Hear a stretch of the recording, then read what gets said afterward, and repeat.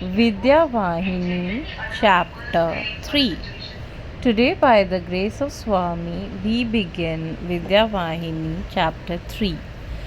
Today, the educational system, though very elaborate and expensive, has ignored instructions in morals. In the Gurukuls of the past, instruction was provided for right living, spiritual advancement, and moral conduct and behavior. In those days, students were trained to lead lives marked by humility, sense control, virtue, and discipline. Now, these qualities are not recognizable among them. They are not aware of the means or meaning of self control. From childhood, they revel in following every whim and fancy. They find pleasure in the free play of the sense and believe in materialism only. As a result, one is filled with alarm when the situations in the colleges is looked into. The head of Department of Health in Calcutta has found that every 8 out of 100 students in Calcutta University are afflicted with poor health. In the Bombay region, the condition is even worse, affecting 90 out of every 100. The reason is to be found in the fact that the students are engaged in sensual living, the uncontrolled pursuit of sensory pleasure and evil habits. Can these be gained as from counted as gains from education, or they are to be called riches accumulated through perverse ignorance? Teachers have to identify their role and their responsibility. They have to bear a major share in fostering and preserving mental and physical health of their tender, innocent wards. Every living being look at the world around, but each one looks uniquely in one's own special way. The same object is looked at by 10 persons with 10 different feelings. One individual is looked at by the son with the feelings that he is the father. The wife looks on him as the husband. Father looks upon him as a son. Companion of the friend has the feeling that he is a friend. Being the same individual, why does he not evoke the same reactions in all? Those who visualize him differently are effective differently. That is the truth. Once a guru residing in Brahma Murti, while in a happy mood, chewing betel with great relish, asked his disciple, "Dear fellow, how is the world?" The disciple answered, "Guruji, for each one his own world. Though all are in the world, each one lives in his own world, shaped by his own actions and reactions. This is the reason why Shankaracharya declared, fill your vision with wisdom.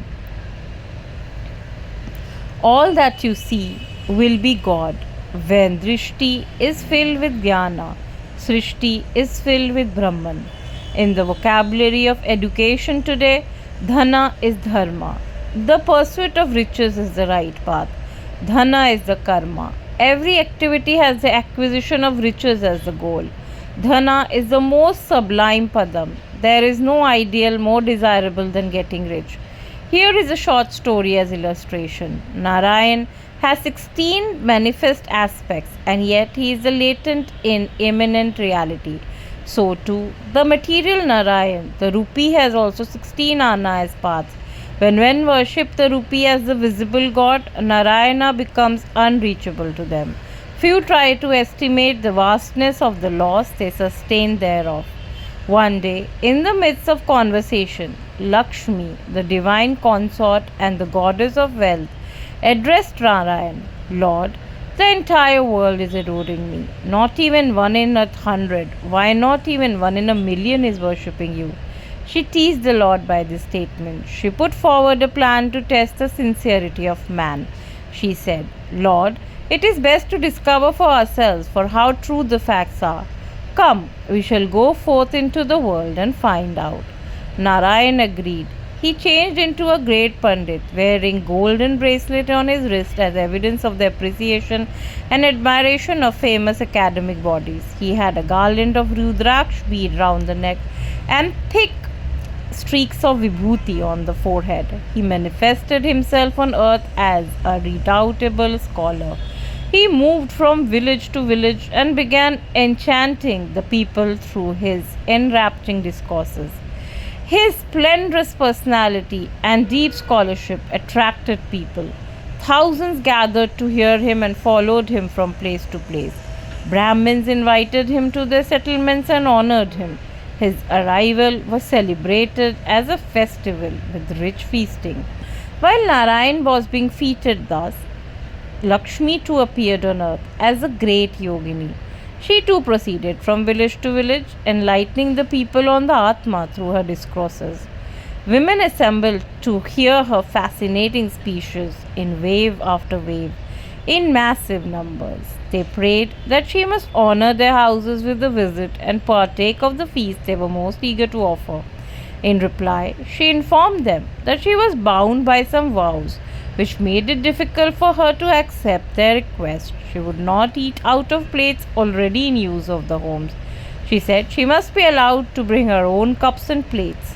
The women were yearning so deeply for hosting her that they accepted the condition. Whatever her vow, they were ready to accept it.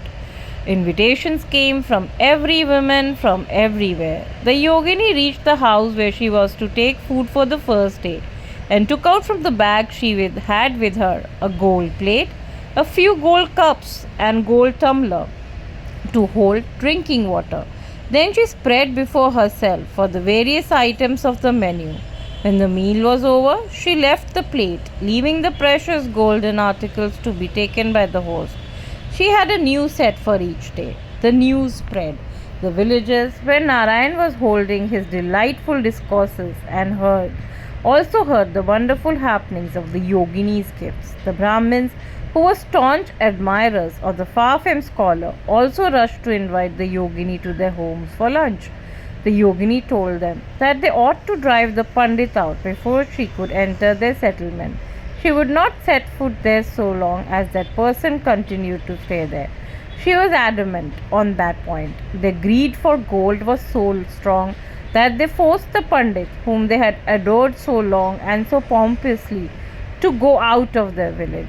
Thereafter, the yogini entered the Brahmin settlement, gave discourses, partook of feasts arranged in her honor, and presented the golden plates and cups to each one of her hosts. Thus, the yogini managed to get the pandits driven out of every place where he sought recognition and attention. Instead, she secured the worship of people everywhere.